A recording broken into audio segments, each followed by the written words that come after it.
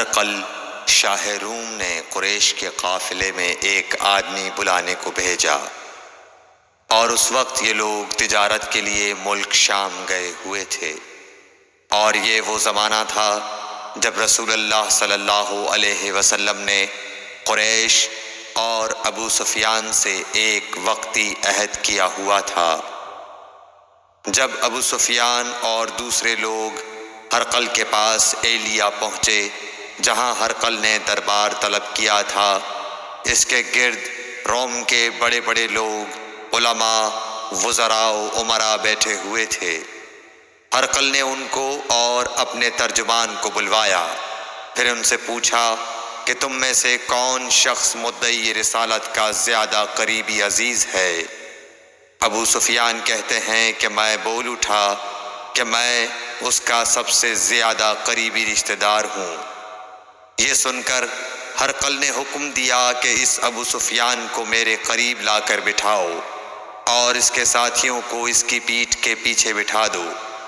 پھر اپنے ترجمان سے کہا کہ ان لوگوں سے کہہ دو کہ میں ابو سفیان سے اس شخص یعنی محمد صلی اللہ علیہ وسلم کے حالات پوچھتا ہوں، اگر یہ مجھ سے کسی بات میں جھوٹ بول دے تو تم اس کا جھوٹ ظاہر کر دینا۔ ابو سفیان کا قول ہے کہ خدا کی قسم اگر مجھے یہ غیرت نہ آتی کہ یہ لوگ مجھ کو جھٹلائیں گے تو میں آپ صلی اللہ علیہ وسلم کی نسبت ضرور غلط گوئی سے کام لیتا۔ خیر، پہلی بات جو ہرقل نے مجھ سے پوچھی وہ یہ کہ اس شخص کا خاندان تم لوگوں میں کیسا ہے؟ میں نے کہا وہ تو بڑے اونچے عالی نسب والے ہیں۔ کہنے لگا اس سے پہلے بھی کسی نے تم لوگوں میں ایسی بات کہی تھی؟ میں نے کہا نہیں۔ کہنے لگا اچھا اس کے بڑوں میں کوئی بادشاہ ہوا ہے؟ میں نے کہا نہیں۔ پھر اس نے کہا بڑے لوگوں نے اس کی پیروی اختیار کی ہے یا کمزوروں نے؟ میں نے کہا نہیں، کمزوروں نے۔ پھر کہنے لگا اس کے تابعدار روز بڑھتے جاتے ہیں یا کوئی ساتھی پھر بھی جاتا ہے؟ میں نے کہا نہیں۔ کہنے لگا کیا اپنے اس دعوی نبوت سے پہلے کبھی کسی بھی موقع پر اس نے جھوٹ بولا ہے؟ میں نے کہا نہیں، اور اب ہماری اس سے صلح کی ایک مقررہ مدت ٹھہری ہوئی ہے، معلوم نہیں وہ اس میں کیا کرنے والا ہے۔ ابو سفیان کہتے ہیں میں اس بات کے سوا اور کوئی جھوٹ اس گفتگو میں شامل نہ کر سکا۔ ہرقل نے کہا کیا تمہاری اس سے کبھی لڑائی بھی ہوئی ہے؟ ہم نے کہا کہ ہاں۔ بولا پھر تمہاری اور اس کی جنگ کا کیا حال ہوتا ہے؟ میں نے کہا لڑائی ڈول کی طرح ہے، کبھی وہ ہم سے میدان جنگ جیت لیتے ہیں اور کبھی ہم ان سے جیت لیتے ہیں۔ ہرقل نے پوچھا وہ تمہیں کس بات کا حکم دیتا ہے؟ میں نے کہا وہ کہتا ہے کہ صرف ایک اللہ ہی کی عبادت کرو، اس کا کسی کو شریک نہ بناؤ، اور اپنے باپ دادا کی شرک کی باتیں چھوڑ دو، اور ہمیں نماز پڑھنے، سچ بولنے، پرہیزگاری اور صلہ رحمی کا حکم دیتا ہے۔ یہ سب سن کر پھر ہرقل نے اپنے ترجمان سے کہا کہ ابو سفیان سے کہہ دے کہ میں نے تم سے اس کا نسب پوچھا تو تم نے کہا کہ وہ ہم سے عالی نسب ہے، اور پیغمبر اپنی قوم میں عالی نسب ہی بھیجے جایا کرتے ہیں۔ میں نے تم سے پوچھا کہ دعوی نبوت کی یہ بات تمہارے اندر اس سے پہلے کسی اور نے بھی کہی تھی؟ تو تم نے جواب دیا کہ نہیں۔ تب میں نے اپنے دل میں کہا کہ اگر یہ بات اس سے پہلے کسی اور نے کہی ہوتی تو میں سمجھتا کہ اس شخص نے بھی اسی بات کی تقلید کی ہے جو پہلے کہی جا چکی ہے۔ میں نے تم سے پوچھا کہ اس کے بڑوں میں کوئی بادشاہ بھی گزرا ہے؟ تو تم نے کہا کہ نہیں۔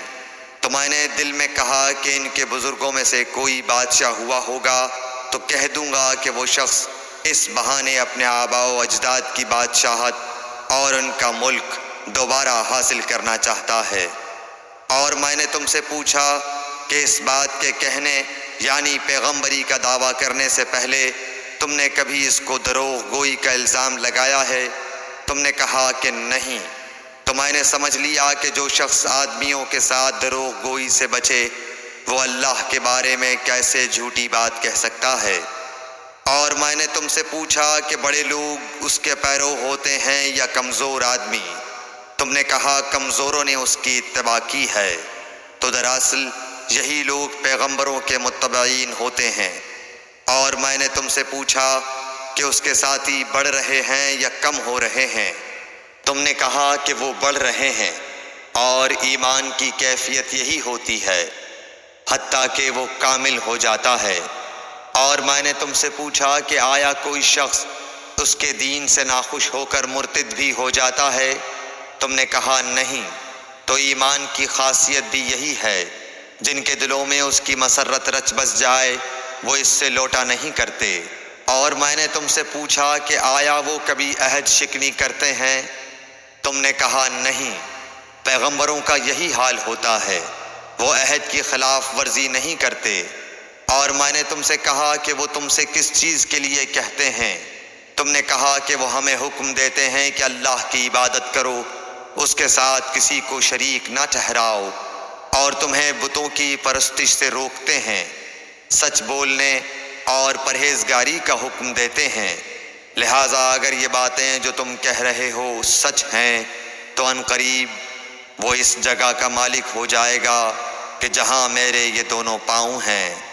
مجھے معلوم تھا کہ وہ پیغمبر آنے والا ہے، مگر مجھے یہ معلوم نہیں تھا کہ وہ تمہارے اندر ہوگا۔ اگر میں جانتا کہ اس تک پہنچ سکوں گا تو اس سے ملنے کے لیے ہر تکلیف گوارا کرتا۔ اگر میں اس کے پاس ہوتا تو اس کے پاؤں دھوتا۔ ہرقل نے رسول اللہ صلی اللہ علیہ وسلم کا وہ خط منگایا جو آپ نے وحیہ کلبی رضی اللہ تعالیٰ عنہ کے ذریعے حاکم بصرہ کے پاس بھیجا تھا، اور اس نے وہ ہرقل کے پاس بھیج دیا تھا۔ پھر اس کو پڑھا تو اس میں لکھا تھا، اللہ کے نام کے ساتھ جو نہایت مہربان اور رحم والا ہے۔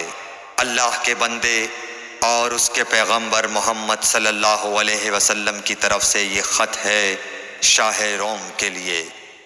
اس شخص پر سلام ہو جو ہدایت کی پیروی کرے۔ اس کے بعد میں آپ کے سامنے دعوت اسلام پیش کرتا ہوں۔ اگر آپ اسلام لے آئیں گے تو دین و دنیا میں سلامتی نصیب ہوگی، اللہ آپ کو دوہرا ثواب دے گا۔ اور اگر آپ میری دعوت سے روگردانی کریں گے تو آپ کی رعایا کا گناہ بھی آپ ہی پر ہوگا۔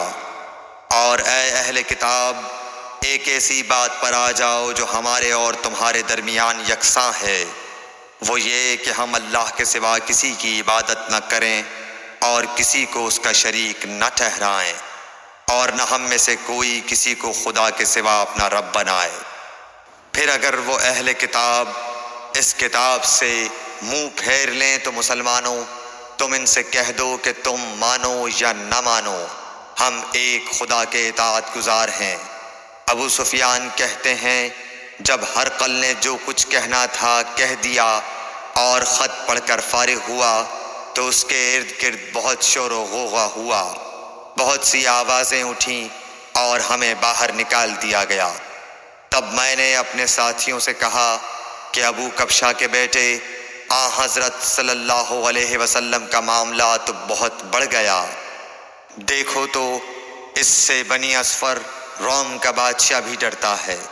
مجھے اس وقت سے اس بات کا یقین ہو گیا کہ حضور صلی اللہ علیہ وسلم ان قریب غالب ہو کر رہیں گے، حتیٰ کہ اللہ نے مجھے مسلمان کر دیا۔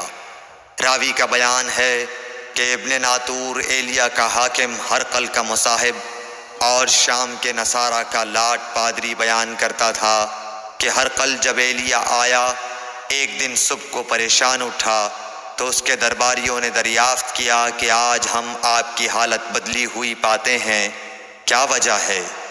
ابن ناطور کا بیان ہے کہ ہرقل نجومی تھا، علم نجوم میں وہ پوری مہارت رکھتا تھا۔ اس نے اپنے ہم نشینوں کو بتایا کہ میں نے آج رات ستاروں پر نظر ڈالی تو دیکھا کہ ختنہ کرنے والوں کا بادشاہ ہمارے ملک پر غالب آ گیا ہے۔ بھلا اس زمانے میں کون لوگ ختنہ کرتے ہیں؟ انہوں نے کہا کہ یہود کے سوا کوئی ختنہ نہیں کرتا، سو ان کی وجہ سے پریشان نہ ہوں۔ سلطنت کے تمام شہروں میں یہ حکم لکھ بھیجیے کہ وہاں جتنے یہودی ہوں سب قتل کر دیے جائیں۔ وہ لوگ انہی باتوں میں مشغول تھے کہ ہرقل کے پاس ایک آدمی لایا گیا جسے شاہ غسان نے بھیجا تھا۔ اس نے رسول اللہ صلی اللہ علیہ وسلم کے حالات بیان کیے۔ جب ہرقل نے سارے حالات سن لیے تو کہا کہ جا کر دیکھو وہ ختنہ کیے ہوئے ہے یا نہیں۔ انہوں نے اسے دیکھا تو بتلایا کہ وہ ختنہ کیا ہوا ہے۔ ہرقل نے جب اس شخص سے عرب کے بارے میں پوچھا تو اس نے بتلایا کہ وہ ختنہ کرتے ہیں۔ تب ہرقل نے کہا کہ یہی محمد صلی اللہ علیہ وسلم اس امت کے بادشاہ ہیں جو پیدا ہو چکے ہیں۔ پھر اس نے اپنے ایک دوست کو رومیہ خط لکھا اور وہ بھی علم نجوم میں ہرقل کی طرح ماہر تھا۔ پھر وہاں سے ہرقل حمص چلا گیا۔ ابھی حمص سے نکلا نہیں تھا کہ اس کے دوست کا خط اس کے جواب میں آ گیا۔ اس کی رائے بھی حضور صلی اللہ علیہ وسلم کے ظہور کے بارے میں ہرقل کے موافق تھی کہ محمد صلی اللہ علیہ وسلم واقعی پیغمبر ہیں۔ اس کے بعد ہرقل نے روم کے بڑے آدمیوں کو اپنے حمص کے محل میں طلب کیا اور اس کے حکم سے محل کے دروازے بند کر لیے گئے۔ پھر وہ اپنے خاص محل سے باہر آیا اور کہا، اے روم والو، کیا ہدایت اور کامیابی میں کچھ حصہ تمہارے لیے بھی ہے؟ اگر تم اپنی سلطنت کی بقا چاہتے ہو تو پھر اس نبی صلی اللہ علیہ وسلم کی بیعت کر لو اور مسلمان ہو جاؤ۔ یہ سننا تھا کہ پھر لوگ وحشی گدھوں کی طرح دروازوں کی طرف دوڑے، مگر انہیں بند پایا۔ آخر جب ہرقل نے اس بات سے ان کی یہ نفرت دیکھی اور ان کے ایمان لانے سے مایوس ہو گیا تو کہنے لگا کہ ان لوگوں کو میرے پاس لاؤ۔ جب وہ دوبارہ آئے تو اس نے کہا، میں نے جو بات کہی تھی اس سے تمہاری دینی پختگی کی آزمائش مقصود تھی، سو وہ میں نے دیکھ لی۔ تب یہ بات سن کر وہ سب کے سب اس کے سامنے سجدے میں گر پڑے اور اس سے خوش ہو گئے۔ بالآخر ہرقل کی آخری حالت یہی رہی۔ صحیح بخاری حدیث نمبر 7۔